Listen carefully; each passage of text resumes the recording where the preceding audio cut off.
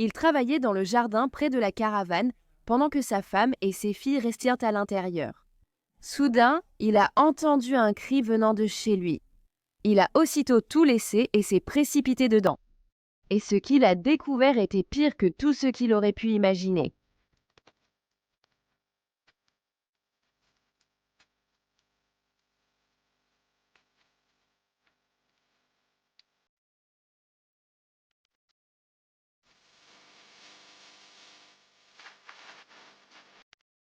Bienvenue, je suis Cassie, voici un monde maléfique. L'histoire que j'ai à vous raconter aujourd'hui concerne la maman d'une petite fille qui a craqué un jour après des mois d'instabilité mentale. Plusieurs personnes l'avaient vu perdre pied avec la réalité, mais personne n'aurait pu imaginer ce qui allait se passer ensuite. C'est l'histoire d'Ashley Smith.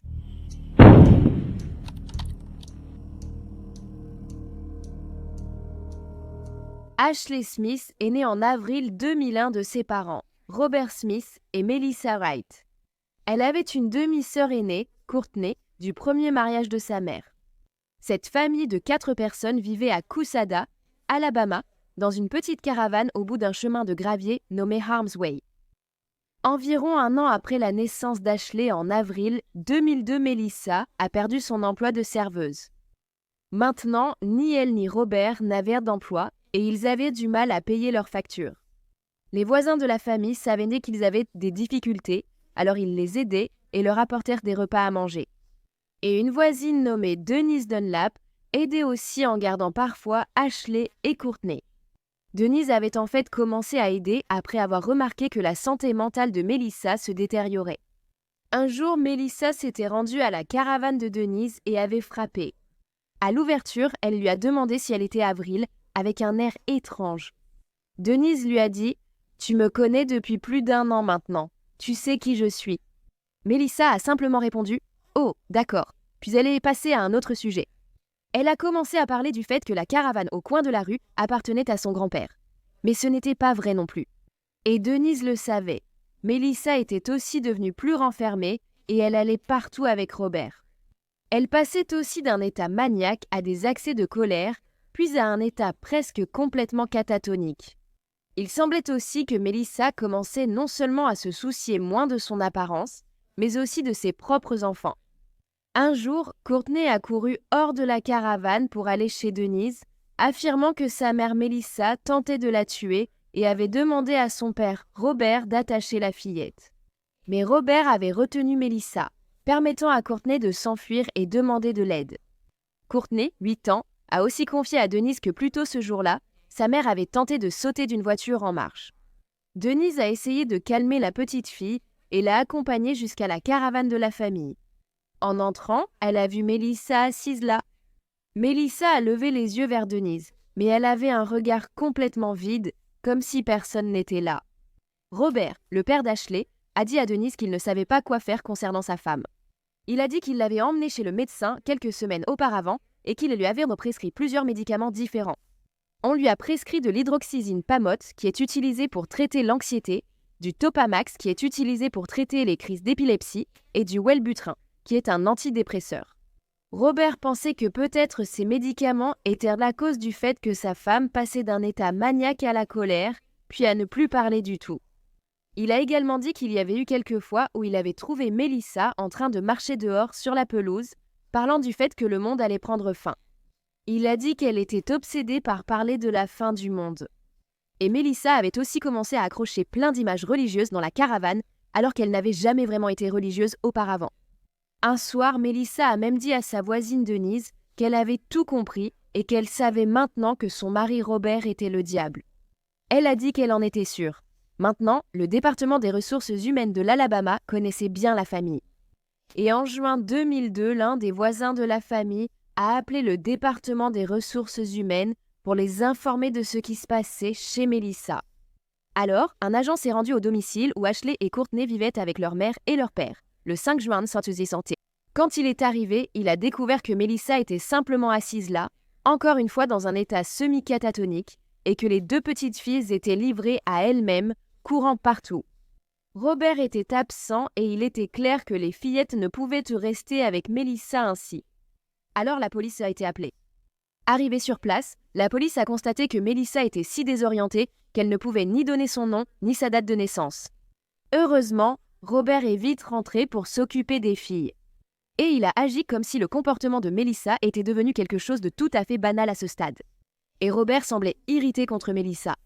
Il lui a dit que si c'était le médicament qui faisait ça, elle devait arrêter de le prendre.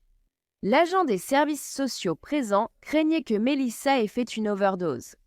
Alors, ils l'ont emmenée à l'hôpital pour lui faire un lavage d'estomac, même s'ils allaient déjà découvrir qu'elle n'avait ni drogue, ni quantité excessive de médicaments sur ordonnance dans son organisme.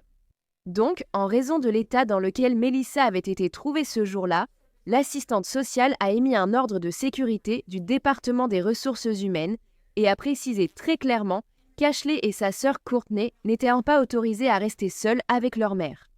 Et l'agent a dit à la famille qu'il ferait des visites inopinées pour vérifier la situation.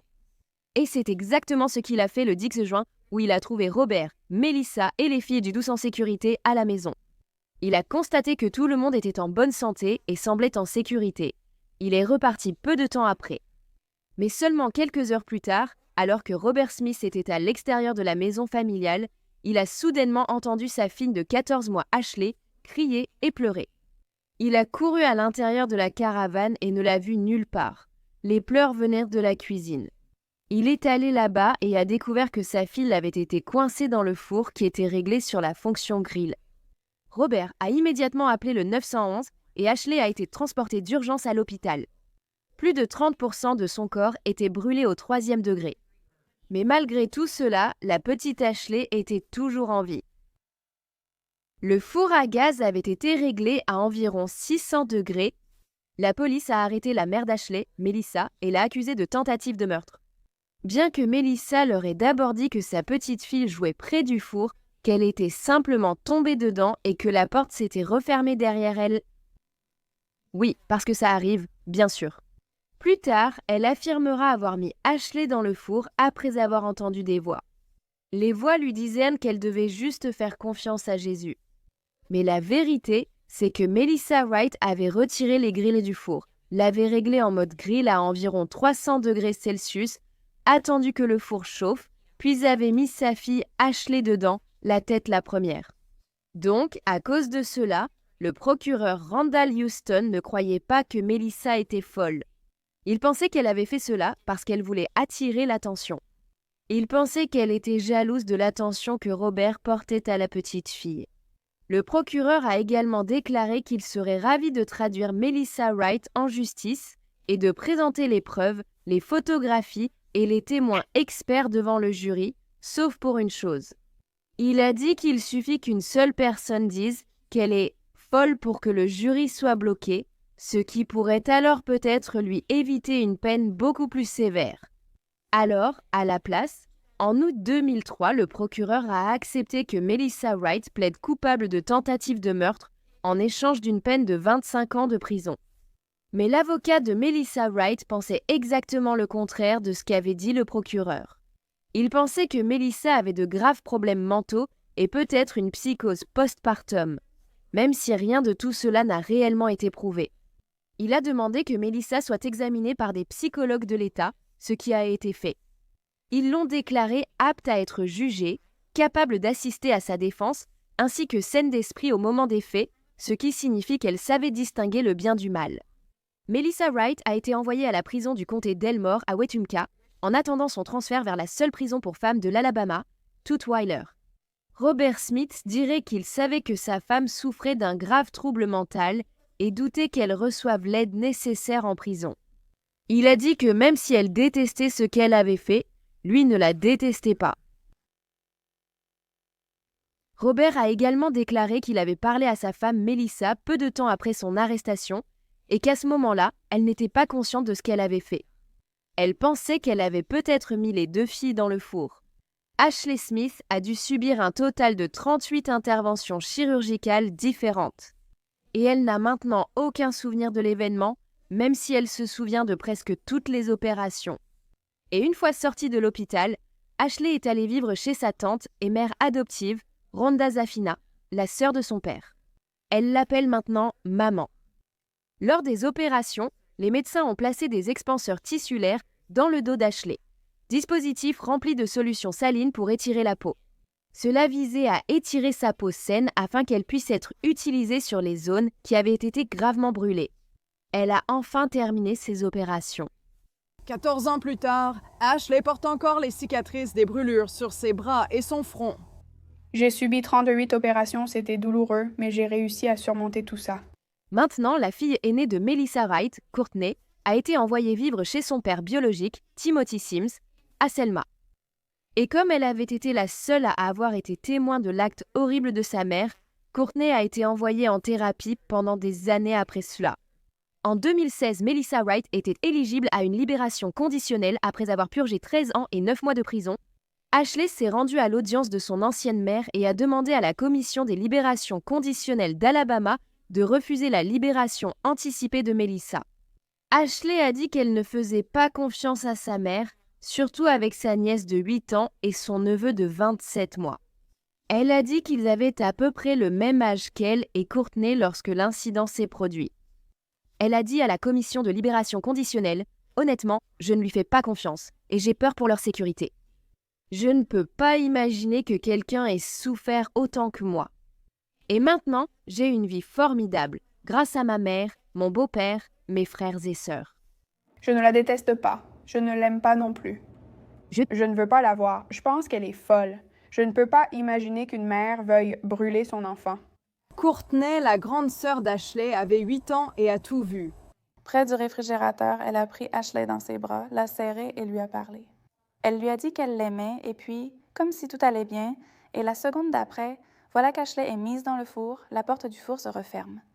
Et, incroyablement, Ashley a trouvé dans son cœur la force de pardonner à Melissa pour son crime horrible, même si la mère adoptive d'Ashley dit qu'elle est surprise qu'Ashley ait pu pardonner à Melissa, car Melissa ne lui a jamais écrit ni ne s'est excusée pour ses actes.